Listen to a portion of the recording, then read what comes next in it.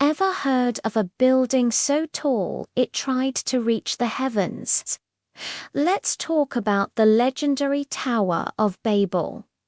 Imagine this: everyone on Earth spoke the same language. They all got together and decided to build a massive city with a tower that would scrape the sky.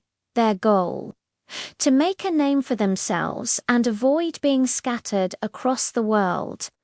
But this ambition wasn't seen as a good thing.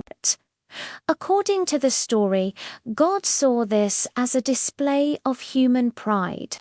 So, to halt their progress, a simple yet brilliant plan was put into action. The single language everyone shared was suddenly confused into many different ones. Picture the chaos. No one could understand each other anymore. Pass the bricks might have sounded like, "Where's the nearest fish?" Construction screeched to a halt. The people had no choice but to abandon the tower and scatter across the globe, just as they had feared. And that, as the legend goes, is how we got all the different languages we have today. Pretty wild, right? Thanks for watching.